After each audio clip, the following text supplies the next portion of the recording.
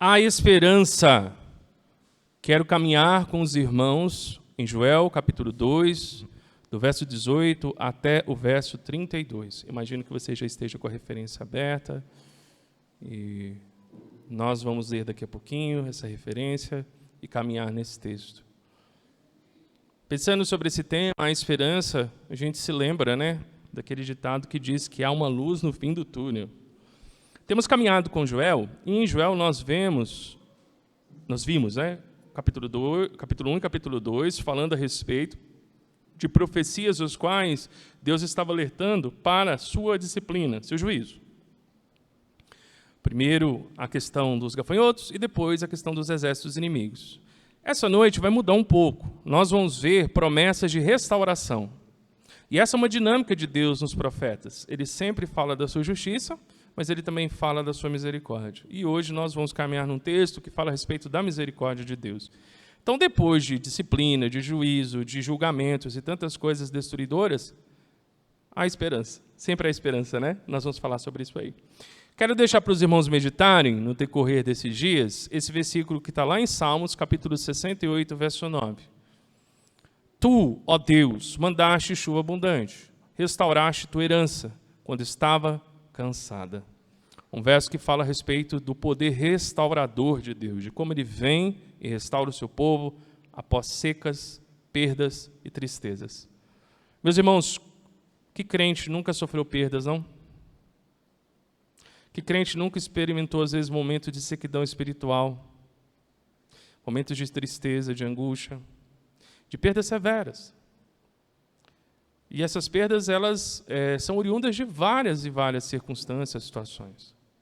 Então, nós devemos ser lembrados que esse mundo, ou até mesmo a justiça de Deus, muitas das vezes dói. Mas nós sempre poderemos confiar num Deus que traz restauração às nossas vidas. E eu espero que essa palavra essa noite traga esperança ao seu coração em relação a isso. Se você tem experimentado sequidão, se você tem experimentado angústias, que esse texto traga esperança ao seu coração. Vamos orar? Senhor Deus, nesse momento queremos, Senhor, pedir ao Senhor, Pai, que o Teu Santo Espírito abra o nosso entendimento, ilumine a nossa mente, a fim de que venhamos a entender, crer e obedecer a Tua palavra. Traz-nos, Senhor, a contemplação da riqueza das Tuas benditas promessas. É o que pedimos em Teu nome, Senhor Jesus. Amém. Grande ideia desse texto. O Senhor é gracioso e fiel às suas promessas. Por isso, podemos confiar em sua restauração.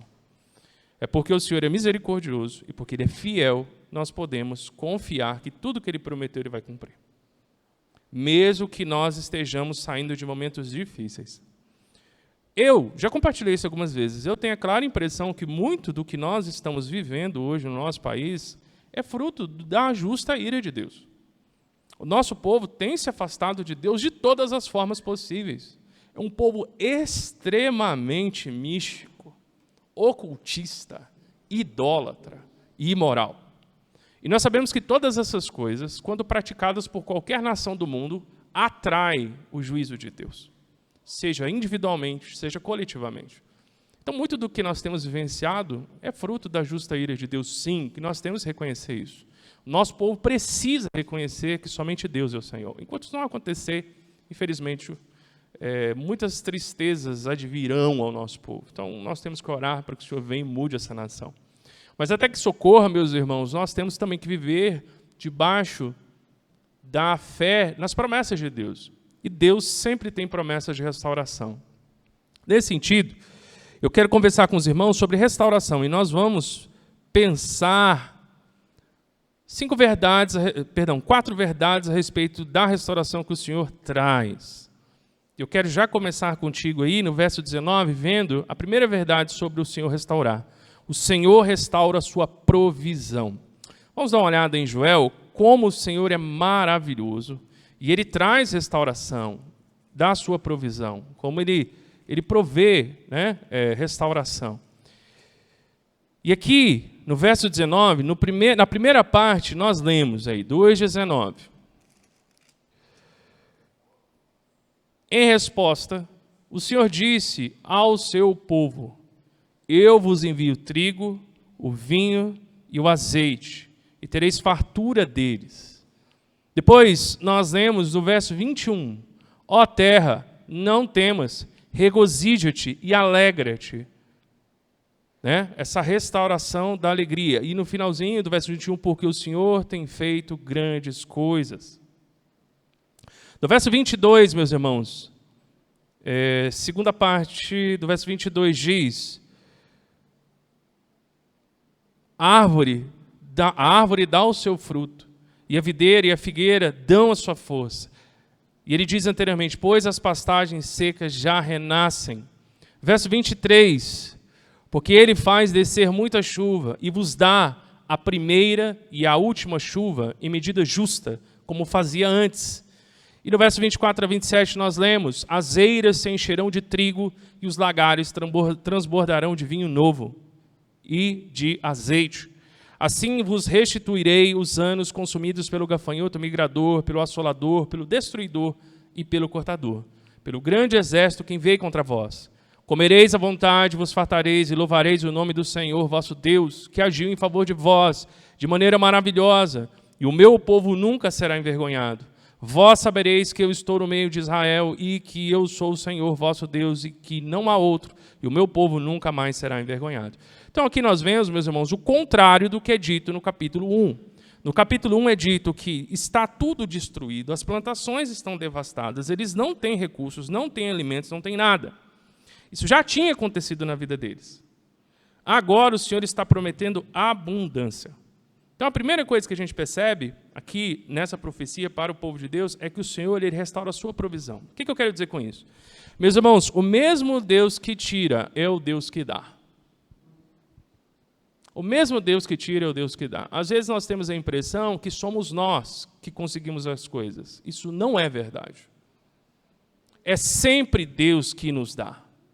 O mesmo Deus que tira é o Deus que dá. Então, quando nós somos tirados, a gente esperneia, se entristece, se preocupa, né? Porque a gente perdeu.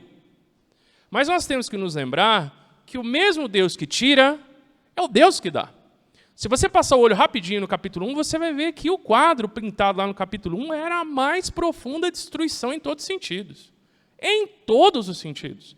A coisa foi tão grave, que o templo teve que parar de oferecer ofertas, porque não tinha o que oferecer. Agora, quando você dá uma olhada nessas referências que está aparecendo aí para você, você vê que o Senhor vai restituir. Então, a primeira coisa que nós devemos ser lembrados é que o Senhor ele restaura a sua provisão. Se em algum momento, seja pela justiça de Deus derramada sobre esse mundo rebelde, ou sobre o seu povo rebelde, seja como for, em outro momento nós podemos confiar que o Senhor restaurará essa provisão. Porque o mesmo Deus que tira é o Deus que dá. É o Deus que restaura. É o Deus que traz novamente. Aqui no contexto do Antigo Testamento, muitas das promessas de Deus eram giram em torno de coisas físicas.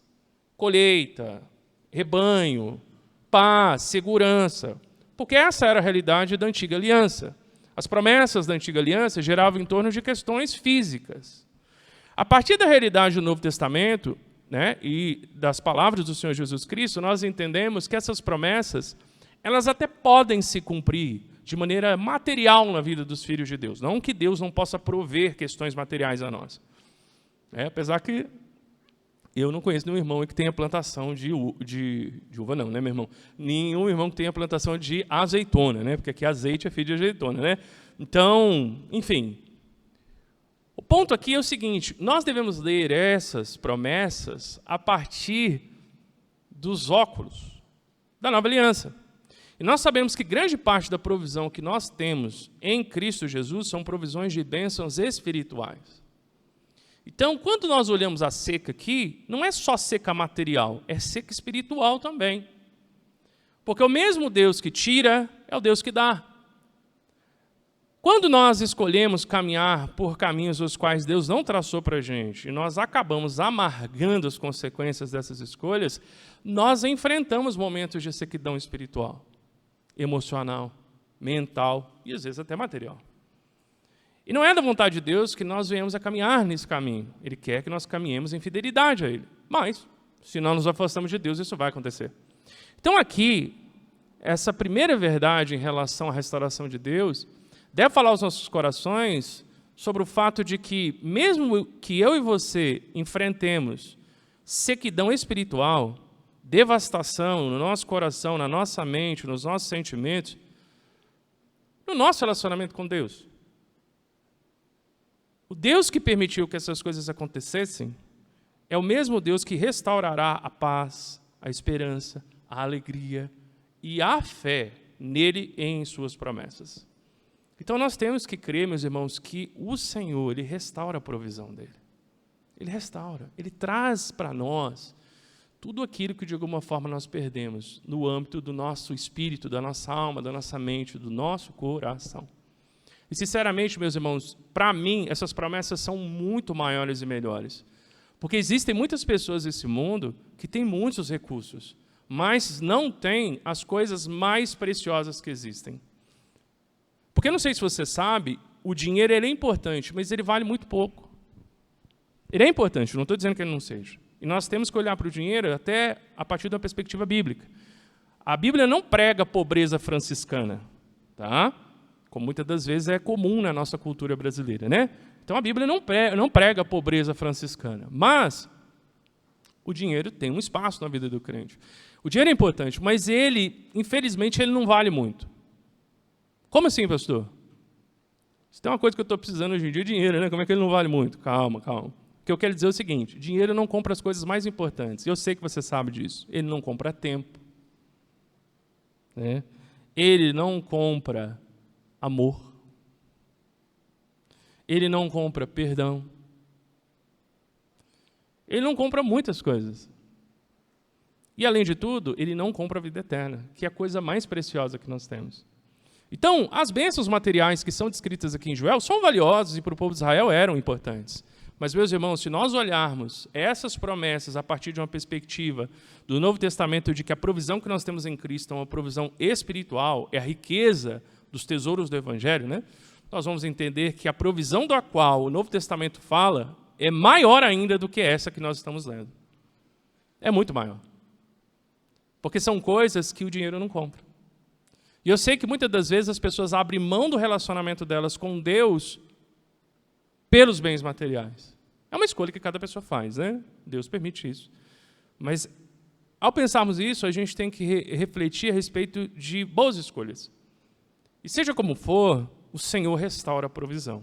No nosso caso, provisão de todos os bens espirituais que Ele tem nos dado em Cristo Jesus. Uma outra verdade que nós podemos refletir nesse texto, meus irmãos, é que o Senhor ele restaura a sua alegria. Não somente a sua, que você deve vivenciar e eu também, mas a alegria do Senhor. E a própria palavra de Deus diz que a alegria do Senhor é a nossa força. Verso 19, segunda parte do verso, aqui diz: e não vos entregareis mais ao vexame entre as nações, ou seja, vocês não experimentarão mais vergonha. Aqui é interessante porque Israel experimentou vergonha outras vezes. Então, é uma profecia que ela até diz respeito a algumas coisas que estariam para acontecer nos próximos momentos, nos próximos anos, provavelmente. Mas nem tudo que é dito aqui aconteceu. Lembra que eu disse para você que o livro de Joel ele tem 4 profecias? A gente poderia dividir em 4 profecias? Então, as 2 primeiras já aconteceram para a gente. Uma já tinha acontecido para os leitores, outra estava para acontecer. A terceira ia acontecer, mas um pouco mais distante. E a última, que é a 4ª, iria acontecer só no fim dos tempos. Então, nós estamos hoje focados na que estava ainda para acontecer para eles, mas era distante. E para nós, de certa forma, em parte já aconteceu. Tá? Então, aqui, o que acontece? Aqui, eles tiveram situações nas quais eles foram entregues novamente à vergonha. Israel foi destruído várias vezes. E, especificamente, aqui nós estamos falando de Judá, né? Porque Joel, ele profetiza para Judá. Mas, de certa forma, o que Deus está falando aqui é o seguinte: a vergonha que vocês sentiram, eu vou retirar. Verso 21, primeira parte diz: ó terra, não temas, regozija-te e alegra-te. Ou seja, o Senhor ele vai restaurar essa alegria no coração deles, por causa da provisão restaurada. E no verso 23, meus irmãos, 22 e 23, diz: os animais do campo, ó animais do campo, não temais. E no 23, filhos de Sião, alegrai-vos e regozijai-vos no Senhor vosso Deus. Ou seja, aqui ele está dizendo que é para os habitantes de Sião, no caso, aqueles que vivem em Jerusalém, porque Sião é outro nome para Jerusalém, e ele fala até com os animais do campo, que é parte daqueles que estavam sofrendo no capítulo 1. No capítulo 1, ele diz que os animais estavam sofrendo por não ter comida, não ter pasto, não ter alimento. Então agora Joel, levando essa profecia, ele está dizendo, boizinho, vaquinha, né? Você vai ter comida. Deus vai trazer provisão. Então aqui nós vemos o quê? O Senhor restaura a sua alegria. E é justamente isso que acontece quando o povo de Deus experimenta a restauração da provisão do Senhor. Meus irmãos, quando Deus pesa a mão sobre o seu povo, um dos sinais que isso está acontecendo é a tristeza, descontentamento e abatimento que cai sobre o povo de Deus. Esse é um sinal de que o Senhor está colocando a sua mão. Mas a boa notícia é que o Senhor não faz isso para nos destruir, Ele faz isso para nos atrair a Ele, para que a gente pense como tem sido a nossa caminhada com Deus, entenda e reflita o momento que nós estamos vivendo e possamos correr para Ele. É por isso que Ele faz isso. É uma maneira de Deus chamar-nos ao arrependimento, e nós vimos isso no último texto, né? Um convite do Senhor ao arrependimento, você se lembra? Que a gente viu isso? Então, o Senhor pesou a mão sobre o povo de Judá, e iria pesar ainda, porque Ele queria que esse povo abandonasse o caminho de rebeldia que eles estavam seguindo, nos vários pecados que eles tinham, e na quebra da aliança que eles tinham, e buscasse o Senhor.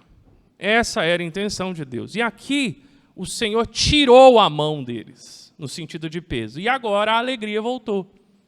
O medo saiu, o temor foi embora, a angústia foi retirada, e a alegria voltou. É isso que acontece quando nós experimentamos a restauração da provisão de Deus.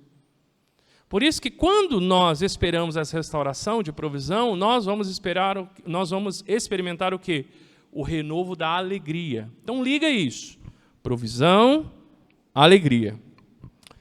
Terceira verdade que nós podemos ver em relação à restauração do Senhor é que o Senhor restaura a sua presença. Verso 27, primeira parte. Vós sabereis que eu estou no meio de Israel e que eu sou o seu Senhor. Antes, eles estavam longe de Deus. Agora, Deus vai estar com eles. Porque essa restauração de provisão e essa restauração de alegria vai sinalizar de que o Senhor está com o seu povo e abençoa o seu povo.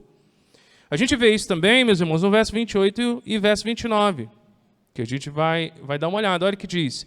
Depois disso, derramarei o meu espírito sobre todas as pessoas, vossos filhos e vossas filhas profetizarão, vossos velhos terão sonhos, vossos jovens terão visões. Até sobre os servos e sobre as servas derramarei o meu espírito naqueles dias. No começo do culto nós lemos a referência de Atos 2, na qual o apóstolo Pedro, ao pregar, cita esse texto de Joel. Ou seja, a profecia da qual eu disse que estava para se cumprir mais para frente é a profecia que é cumprida em Atos, quando Deus derrama o Espírito dele sobre a igreja. E desde quando Deus derramou o Espírito dele sobre o povo dele, nós temos o Espírito de Deus. Então aqui é uma restauração da presença dele. É uma restauração da presença dele naquele tempo, certo? Porque eles experimentariam a restauração da provisão e a restauração da alegria, mas também é uma restauração da presença que se cumpriria amplamente quando o povo de Deus experimentaria o derramar do Espírito Santo de Deus sobre a igreja. E de lá para cá, meus irmãos, nós temos acesso à presença de Deus por meio do seu Espírito. Todo aquele que nasceu de novo tem o Espírito Santo de Deus. Todo aquele que tem um novo coração experimenta a ação do Espírito Santo de Deus em sua vida. O que muda é um pouco a sensibilidade de cada coração para o Espírito Santo. Algumas pessoas, na igreja, alguns irmãos, eles buscam se encher do Espírito Santo. Outros não. Então o ponto é, quanto mais nós buscamos ser cheios do Espírito Santo em nossas vidas, mais real se transforma essa profecia em nossas vidas, porque o Senhor já derramou o Espírito dele. Agora, quando eu e você não nos importamos com isso, o Espírito Santo ainda continua a habitar em nossos corações. Ele não nos abandona, porque ele é o penhor da nossa salvação, né? Ele é a segurança de que nós somos salvos. Ele age em nós, só que nós nos tornamos indiferentes a ele. E é o que diz lá em 1 Tessalonicenses capítulo 5, né? Não Não apagueis a profecia, né? E também fala a respeito do Espírito, né? Não fala disso lá? A Bíblia diz que nós não devemos entristecer o Espírito Santo. Então quer dizer que o Espírito Santo ele age em nossas vidas. Nós precisamos ter um relacionamento com Deus, entendendo que o Espírito Santo ele é real em nossas vidas. E o Espírito Santo é uma pessoa. Ele é a terceira pessoa da Trindade. A Bíblia, no Novo Testamento, de maneira geral, viu? Mas a Bíblia no Novo Testamento ela não joga tanto foco no Espírito Santo. E ele não deixa de ser Deus por isso. Isso tem a ver com a maneira como cada pessoa da Trindade age na obra da redenção. O papel do Espírito Santo, além de habitar em nossos corações e nos capacitar para a obra e produzir os frutos do Espírito, é também nos direcionar para Cristo. Eu já tenho dito isso com alguns, né? É nos direcionar a Cristo. Então o Espírito Santo ele nunca joga holofote nele, ele joga holofote em Jesus. Mas mesmo que ele jogue o holofote em Jesus, ele não deixa de ser real para a gente. Ele age em nós. Então, meus irmãos, voltando. Nós podemos confiar que o Senhor restaura a sua presença em meio ao seu povo. De certa forma, essas restaurações que o povo de Judá iria experimentar foram uma sinalização da restauração de Deus na vida deles, mas também o fato de que ele derramou o Espírito Santo dele sobre o povo dele, a igreja, é o cumprimento dessa profecia. E isso é maravilhoso. Porque no Antigo Testamento não eram todos que experimentavam o derramamento do Espírito Santo de Deus. Hoje, todo crente, de uma forma direta ou indireta, experimenta isso. O que muda é o quanto nós nos enchemos do Espírito Santo. É só isso. Alguns se enchem, outros se esvaziam, né? E lembre-se, a nossa vida é como um copo. Tudo depende do que você coloca lá. Ou você se enche do mundo e se esvazia do Espírito Santo, ou você se esvazia do mundo, ou você se esvazia do mundo e se enche do Espírito Santo, ou você se enche do Espírito Santo e se esvazia do mundo. Ou se enche do mundo e vice-versa, assim é. A sua vida e a minha vida é um copo. Depende do que você coloca lá. E deixa eu te falar, mundo e Espírito Santo é igual água e óleo, não se mistura. Tá? Então não adianta a gente pensar, não, vou fazer o seguinte, vou fazer um pingado. Assim, o mineiro fala pingado, né? Eu não sei como é que aqui em São Paulo é médio, né, que eles falam, acho.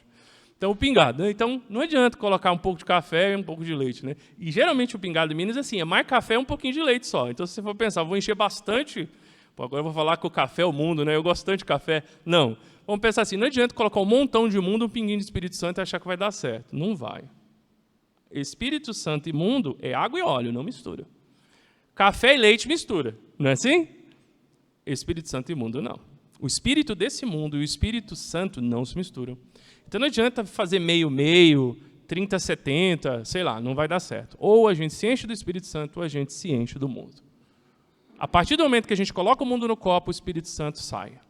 A partir do momento que a gente enche o copo com o Espírito Santo, o mundo sai. É assim que funciona. E tudo isso a partir dessa promessa maravilhosa de que o Senhor restauraria a sua presença. E por último, eu quero ver a verdade, meus irmãos, de que o Senhor restaura a sua salvação. Verso 20, a gente vê, levarei para longe de vós o exército do norte, que no caso seria os babilônicos, né? E o lançarei numa terra seca e deserta. Lançarei sua vanguarda no mar oriental e sua retaguarda no mar ocidental.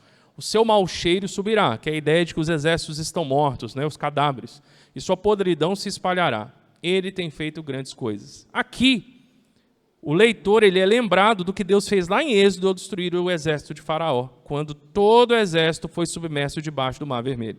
Então, da mesma maneira que Deus libertou, redimiu o seu povo da escravidão do Egito, ele irá redimir o seu povo agora desses inimigos que o invadem.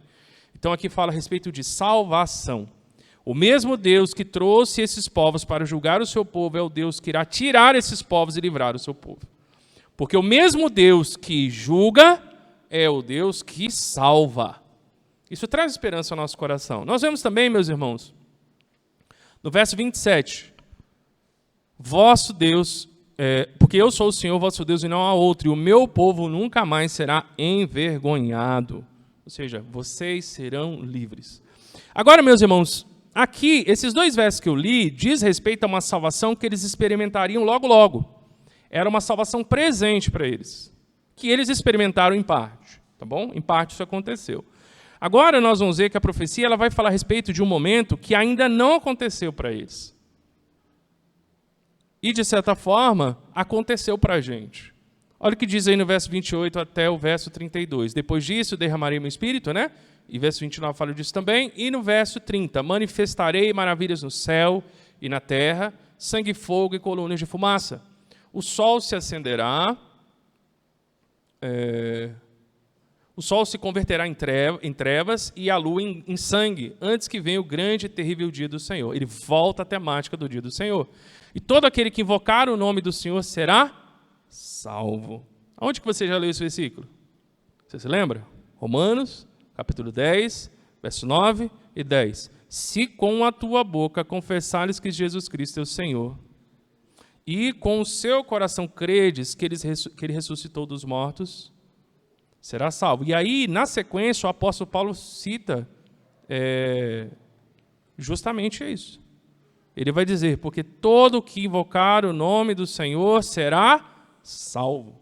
Então, essa profecia está dizendo a respeito da salvação em Cristo Jesus. Ele está prometendo uma salvação material aqui, dos inimigos, mas isso depois é cumprido no Novo Testamento a partir da redenção que Deus traz em Cristo. E ele continua, né? Pois os que escaparem estarão no monte Sião em Jerusalém, como o Senhor prometeu, e aqueles que o Senhor chamar estarão entre os sobreviventes. O Senhor trará salvação. Essa é a verdade que nós precisamos ser lembrados, né, meus irmãos? O Senhor restaura a sua salvação. Naquele momento eles estavam experimentando escravidão, morte, juízo, perdas. Deus iria trazer um exército inimigo devastador, que é o que nós vemos aí na primeira parte do capítulo 2, do 1 ao 17. Mas agora o Senhor está prometendo que Ele vai salvar o seu povo de tudo isso. Vamos trazer algumas aplicações para as nossas vidas. Meus irmãos, a primeira aplicação que a gente tem que ter em mente é que Deus é soberano em sua justiça e em sua graça. Tá? Ele é soberano. Ele é soberano. O que isso quer dizer? Nós não podemos forçar a ação de Deus. Então, é Ele quem traz justiça, é Ele quem traz salvação. É Ele quem quebra, é Ele quem restaura. Não vai depender de nós, vai depender dEle. Sempre dependerá dEle. O que isso é importante para a gente? Porque, muitas das vezes, o nosso pecado nos levou à disciplina do Senhor. E a gente quer que Deus tire isso logo da gente, mas não é assim que funciona. Não é assim que funciona. Interessantemente, quando muitas das vezes os crentes caminham em rebeldia, em dureza de coração, em tolice, eles não se preocupam com isso. Mas, quando o Senhor vem com a sua disciplina, aí quer que passe logo, né? Não é assim que funciona. O Senhor é soberano, tanto na sua graça, como na sua disciplina. Por isso que a gente tem que caminhar em obediência antes, para não ter de depois ter paciência na disciplina depois. É melhor você ter paciência em perseverar em obediência do que você ter de ter paciência em perseverar em suportar a disciplina de Deus. Porque não adianta. Ele não vai poupar um minuto simplesmente porque a gente está desesperado para ele fazer isso. Não é assim que funciona. Ele determina o tempo. Se ele determinar abreviar, assim será. Ele é soberano, ele faz do jeito que ele quiser. Mas não é porque eu disse, porque você disse, não é porque eu orei, porque outra pessoa orou. É do jeito dele no tempo dele. Então é importante ter isso em mente. A palavra de Deus nos fala isso, meus irmãos, de várias maneiras. Nós vemos na palavra de Deus, Deus dizendo, eu sou Deus e não há outro. Eu sou Deus e não há outro semelhante a mim. Meu conselho será firme e farei toda a minha vontade. Isaías 46. Ele diz, terei misericórdia de quem eu tiver misericórdia e compadecer-me-ei. Nossa, essa íncreas e prócles e mesócles aqui, né? De quem eu me compadecer. Assim, pois, não depende de quem quer, nem de quem corre, mas de Deus que usa de misericórdia. Tudo depende de Deus. Romanos 9. Todos os moradores da terra são por ele reputados em nada. Nada. E segundo a sua vontade, ele opera com o exército do céu, os seres angelicais, né? E os moradores da terra. Não há quem possa deter a sua mão ou lhe dizer, que fazes? Daniel 4. Ou seja, ninguém pode se opor à vontade de Deus. Ninguém pode apressar Deus, ou atrasar Deus, ou mudar os planos de Deus. Deus é soberano, na sua justiça e na sua graça. O que nós precisamos é aprender, primeiro, a obedecer. De coração. Não por medo, de coração, por amor. E depois aprender a esperar. porque o Senhor é soberano. E esse texto fala isso. Quando chegar o tempo, o Senhor trará restauração. Nem antes, nem depois. Deus nunca se atrasa. Uma outra verdade que nós podemos aplicar para as nossas vidas, meus irmãos, é que Deus é tanto justo quanto gracioso. Ele é justo, mas Ele também é gracioso. Nós podemos estar certos de que da sua graça, tanto quanto nós estamos certos da sua justiça. Da mesma maneira que nós cremos que Deus é justo, nós podemos crer que Ele é gracioso. Isso traz muita esperança. A Bíblia diz o seguinte: a misericórdia e a verdade se encontram, a justiça e a paz se beijaram. Aqui é um texto poético muito bonito, que tem até uma música, né? Tirada desse versículo, que fala a respeito de como Deus ministra a sua justiça e a sua misericórdia. Está lá em Salmos 85. Lemos também: quem, ó Deus, é semelhante a ti? E olha o que diz a respeito de Deus: que perdoas a iniquidade e te esqueces da transgressão do restante da tua herança. Ele não retém a sua ira para sempre, porque tem prazer na sua misericórdia. Miqueias 7. O Senhor tem prazer em exercer misericórdia, Ele tem prazer em perdoar, Ele tem prazer em restaurar vidas. Isso é maravilhoso. Às vezes as pessoas ouvem a respeito da justiça de Deus e pintam um Deus severo, mau, que parece que tem prazer em destruir vidas. Isso não é bíblico. A Bíblia diz que o Senhor não se alegra na morte do ímpio. Não é algo que traz prazer ao coração de Deus ter de destruir a vida das pessoas que o rejeitam, que blasfemam contra Ele, que viram as costas contra Ele, que após ouvir sobre a sua palavra e seus avisos, simplesmente dá de ombros e faz do jeito que quer. Ele não se alegra com isso. Mas Ele é justo, Ele tem que exercer sua justiça. O que a Bíblia diz é que Deus se alegra na sua misericórdia. Ele se alegra em perdoar. Ele quer fazer isso. Então você veja que as pessoas sofrem as consequências dos seus pecados, não é porque Deus é mau. É porque elas não querem o perdão de Deus. Essa é a verdade. E Deus quer perdoar. O problema é que as pessoas aqui não querem ser perdoadas. E elas não querem ser perdoadas porque ser perdoado, muitas das vezes, vai requerer de nós que nós reconheçamos que nós pecamos. E nós não queremos isso porque nós somos orgulhosos. A gente não quer o perdão de Deus. E aí a gente não recebe. É assim que funciona. Mas da parte de Deus, Deus não apenas perdoa, como Ele se alegra em fazer isso. Que é o que a palavra de Deus diz, tem prazer na misericórdia. Vemos também o Senhor Deus compassivo, clemente e longânimo, e grande em misericórdia e fidelidade, que perdoa a iniquidade, a transgressão e o pecado, ainda que não inocente o culpado. Então, mesmo que Deus julgue, o desejo de Deus é trazer restauração. Aqui nós vemos que um rótulo que foi colocado nas igrejas que buscam pregar a palavra de Deus e caminhar na palavra de Deus é que igrejas assim, elas são igrejas legalistas.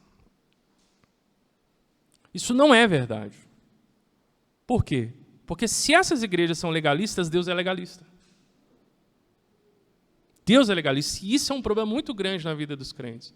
Porque eles não concordam com o padrão de Deus, e ao não concordar com o padrão de Deus, eles acabam acusando isso de legalismo. Só que legalismo não quer dizer isso. Legalismo é você tentar ser salvo pelas suas obras, pela lei, pela observância da lei. Isso que é legalismo. Mas o que as pessoas estão querendo dizer com legalismo é: isso é exagerado, isso é severo, isso é além da conta. Isso não é assim. Deus não é desse jeito. Isso não é verdade. Porque Deus é justo. Então, no final das contas, o que esse coração está rejeitando é um Deus justo. Só que o ponto de Deus não é ser justo apenas para destruir o pecador. Ele é justo porque o caráter dele é santo. Mas o alvo de Deus não é condenar pessoas.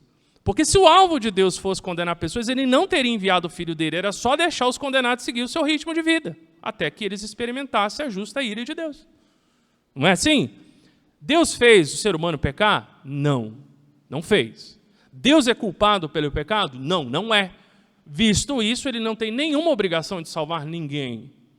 Se o desejo de Deus fosse condenar os homens, era só Ele deixar os homens seguir o seu rumo. E invariavelmente os homens seriam condenados e experimentariam a destruição. Mas é porque Deus não se alegra nessas coisas e porque Deus deseja perdoar, restaurar, transformar, é que Ele enviou o Seu Filho para morrer em nosso lugar e nós podermos experimentar a restauração de Deus. Então o nosso Deus é um Deus de graça. Ele é um Deus de justiça porque Ele é santo, e é o caráter dele. Mas o final dessa história não é a justiça de Deus na destruição. É a graça de Deus em Cristo Jesus. A gente precisa ter isso em mente. Então, quando essas pessoas olham para igrejas que pregam o genuíno evangelho, eles ficam muito retidos com os seus olhos na questão da justiça de Deus, punindo o pecador, punindo o rebelde, que não se quebranta e não busca arrependimento. Mas esquece de olhar para a verdade de que em Jesus Cristo Ele provê salvação e libertação. Então a pessoa só está olhando a metade da história. Ele não está vendo a história toda. Meus irmãos, se não há condenação, para que nós precisamos de um Salvador? Se os homens não arcam com as consequências dos seus pecados, por que Jesus veio ao mundo? Nem o Evangelho faz sentido. Por que Jesus morreu na cruz, então? Nós somos salvos do quê? De uma vida sem significado? De uma conta no vermelho? De uma doença? De depressão? É disso que a gente é salvo? Eu creio que o Senhor é poderoso para nos ajudar com essas coisas. Mas Deus não mandou o seu Filho por isso. Nós somos salvos da condenação eterna. Então, o Evangelho, ele sempre vai ter a verdade da justiça e da graça. A justiça e da graça. E Deus é as duas coisas. Ele é justo e gracioso. Mas, acima de tudo, nós temos que entender que Deus se alegra em perdoar. Ele tem esse desejo. E Ele demonstra isso enviando o seu Filho para morrer em nosso lugar, quando nós ainda éramos seus inimigos. E, por último, meus irmãos, nós podemos entender que Deus trará restauração. Para nós, o ponto final de Deus não é o seu juízo, que é o que eu acabei de falar, mas a sua restauração. O ponto final de Deus para nós não é a condenação, é a restauração. Essa palavra nos aponta que o final de tudo para nós vai ser a restauração de todas as coisas. E eu e você, nós vamos experimentar isso. A palavra de Deus nós lemos: eu sei que pensamentos eu tenho a vosso respeito, diz o Senhor, pensamentos de paz e não de mal, para vos dar o fim que desejais. Ou seja, a intenção de Deus não é má, é boa. Os pensamentos de Deus para conosco são bons. Ele não quer nos destruir, Ele quer nos restaurar, nos redimir. Lemos também: em lugar da vossa vergonha tereis dupla honra, em lugar da afronta exultareis na vossa herança. Por isso, vossa terra possuireis o dobro, na vossa terra possuireis o dobro. E olha o que ele diz em Isaías 61, e tereis perpétua alegria. O Senhor quer nos dar uma alegria perene, que durará para sempre. Por isso que a pessoa que viver a eternidade longe de Deus, ela vai ter tristeza para sempre. Porque ela rejeitou essa promessa maravilhosa que o Senhor tem para o seu povo de oferecer alegria eterna. E a morte eterna é tristeza eterna. Só que as pessoas não precisam hoje experimentar a tristeza eterna, porque há promessas de alegria eterna para nós. Em Apocalipse 21 nós lemos: eis o tabernáculo de Deus com os homens, Deus habitará com eles. Eles serão povos de Deus, e Deus mesmo estará com eles. E aí, o versículo que nós sempre guardamos no coração, né? Principalmente se nós enfrentamos perdas pesadas, duras, difíceis na nossa vida. Esse versículo encoraja muito o nosso coração, que diz: e lhes enxugará dos olhos toda lágrima, a morte já não existirá. Se você perdeu uma pessoa que você amava, você sabe como isso dilacera o coração, não é verdade? E essa promessa traz esperança para nós, porque haverá um dia, na eternidade, em que não existirá mais morte. E tudo aquilo que de alguma forma produziu lágrima em nossos olhos, não existirá mais. E o próprio Senhor vai enxugar as lágrimas dos nossos olhos. Ou seja, uma promessa de restauração. Medidas práticas, meus irmãos, para nós. Primeira coisa, peça a Deus para ajudá-lo nas dificuldades que você enfrenta hoje. É da vontade de Deus trabalhar na sua vida e poder oferecer a você a restauração que nós só encontramos nele. Dependa de Deus para as necessidades diárias da vida. Hoje você está com falta de algo? Hoje você tem enfrentado dificuldades ao ponto de que você vive mais a carestia do que a abundância de provisão? Meu irmão, minha irmã, espere no Senhor a fim de que Ele proveja a você tudo o que você precisa. Até mesmo na Eucaristia, o Senhor cuida de nós. Até mesmo quando muitas das vezes nós não temos tudo o que queremos, o Senhor nos dá o que precisamos. Ele age assim com os seus filhos. Mas além disso, além de nos dar o que nós precisamos, Ele deseja nos dar mais. Porque Ele vai restaurar a sua provisão em nossas vidas. Ele já tem feito isso em Cristo Jesus. Então aqui nós temos uma medida de esperança para os nossos corações. Você quer mais de Deus? Saiba que Deus quer te dar mais, se você buscá-lo de todo o coração. Busque em Deus o renovo da sua alegria. Como nós temos encontrado pessoas nas igrejas lutando com essa questão. Eu mesmo, muitas das vezes, me vejo lutando com isso. Por causa de uma série de situações que traz tristeza ao meu coração. Mas mesmo assim, eu sei que no Senhor Ele pode renovar a minha alegria. E esse texto fala a respeito disso, dessa promessa de renovação de alegria. A alegria que o mundo pode nos dar é uma alegria gostosa no começo e amarga no fim.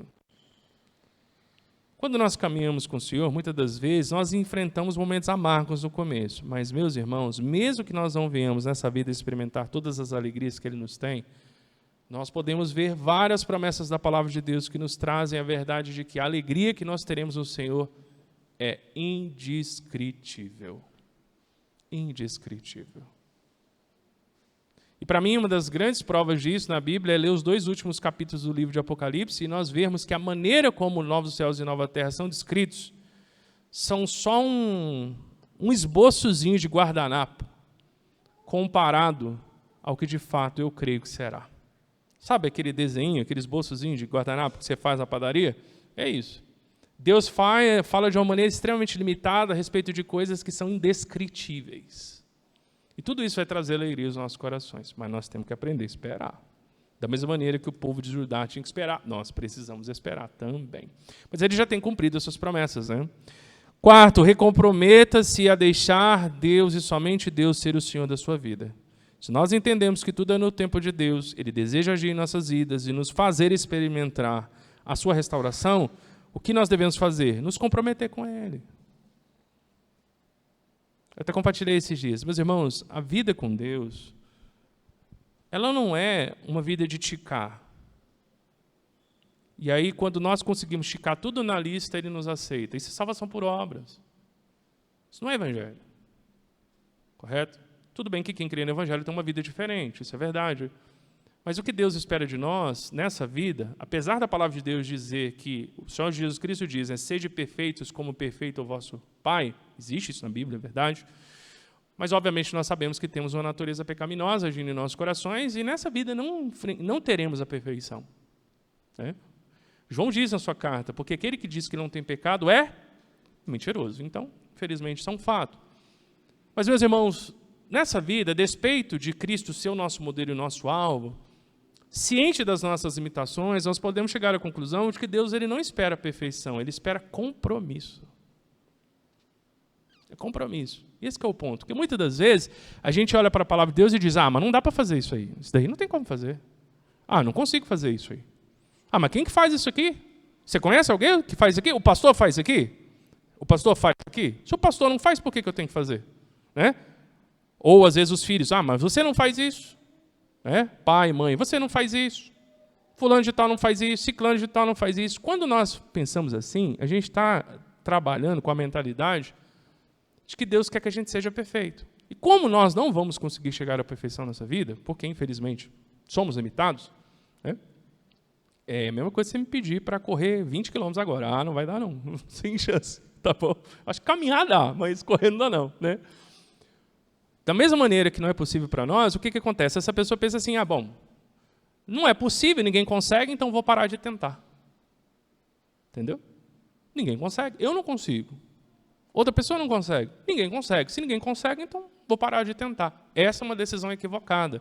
E isso alimenta nos nossos corações uma justificação para viver no pecado. E aí, sabe qual vai ser o final disso? Disciplina do Senhor na nossa vida. É isso que vai ser o final. Porque Deus não vai mudar o padrão dele simplesmente porque a gente falou, eu não consigo, ninguém consegue, nem o pastor consegue. Ele não vai fazer isso. Não adianta você ficar achando que ele vai, porque não vai. Então, o ponto é o seguinte. O ponto é, Deus não espera de nós perfeição, mas Ele espera de nós compromisso. Porque qual a diferença do perfeccionista para o comprometido? O perfeccionista, ele só faz quando ele achar que está perfeito. E aí, no final, ele nunca faz. O comprometido sabe que não está perfeito, mas ele luta para cada vez mais crescer no compromisso que ele tem. Pegaram a diferença? Isso é muito importante. O perfeccionista, ele só faz quando está perfeito. E no final ele nunca faz. E detalhe, o perfeccionista sempre olha do outro. E nunca olha para si. Quando nós buscamos uma vida cristã perfeita, a gente só vai se frustrar. Qual igreja que é perfeita, meus irmãos? Qual pastor que é perfeito? Qual crente que é perfeito? Qual casamento que é perfeito? Qual filho que é perfeito? Não existe. Você sabe disso. E eu também.